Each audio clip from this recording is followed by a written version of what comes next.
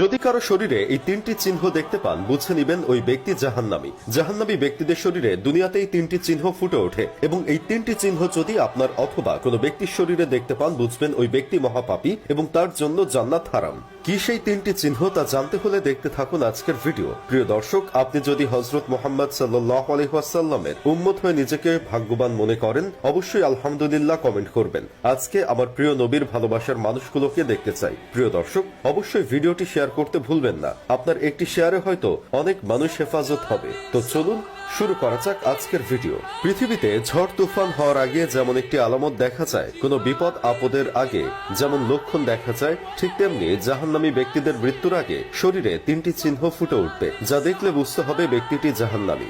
জাহান্নামী ব্যক্তিদের শরীরে প্রকাশ পাওয়া চিহ্নের মধ্যে প্রথম চিহ্নটি হলো তার চেহারা কালো হয়ে যাওয়া। আল্লাহ তাআলা প্রত্যেকটা মানুষকে আল্লাহ প্রদত্ত নূর দ্বারা সৃষ্টি করেছেন, কিন্তু যে ব্যক্তি একটানা পাপ কাজ করতে থাকবে আল্লাহ তাআলা তার চেহারা থেকে রহমতের নূর উঠিয়ে নেয়। তাই যে ব্যক্তির দেখবেন দিন দিন চেহারা কালো হয়ে যাচ্ছে, ফ্যাকাশে হয়ে যাচ্ছে, দেখতে ভালো লাগছে না, বুঝে নেবেন ওই ব্যক্তিটি পাপ বেশি করে এবং এ কারণেই তার চেহারা থেকে আল্লাহ প্রদত্ত নূর উঠিয়ে নিয়েছেন।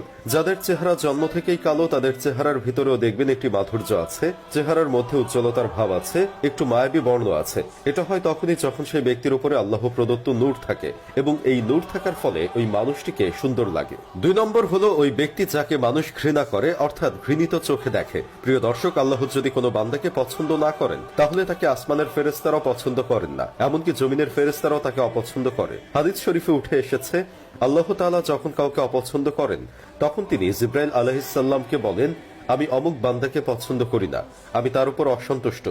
তখন জিবরাইল আলাইহিস সালাম ওই বান্দার উপর অসন্তুষ্ট হয় এবং সপ্তম আকাশে ঘোষণা করে দেন যে ওই ব্যক্তি আল্লাহর অপছন্দনীয় একজন বান্দা।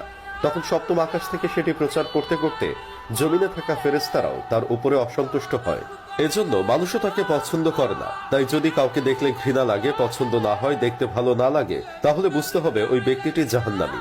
এবং 3 নম্বরে রয়েছে রিজিকের বারাকা কমে যাওয়া, সফলতা না পাওয়া। উক্ত ব্যক্তি যেদিকে হাত দেয় সেদিকেই ব্যর্থ হয়, ব্যর্থতা যেন তার পিছু ছাড়ে না। টাকা পয়সা অঢেল কামালেও তাতে বরকত থাকে না। গচ্ছিত টাকা কিভাবে খরচ হলো তার হিসাব সে রাখতে পারে না। দিন দিন তার সকল ধন সম্পদ ধূলিসাৎ হয়ে যায়। তার এক সময় অনেক আধিপত্য ছিল, কিন্তু এখন নেই। এরকম কেউ হলে বুঝতে হবে ওই ব্যক্তির উপর আল্লাহ সন্তুষ্ট নয়, বরং ওই ব্যক্তি জাহান্নামী। আল্লাহ আমাদের সবাইকে জাহান্নামের কঠিন আযাব থেকে রক্ষা করুন, আমিন।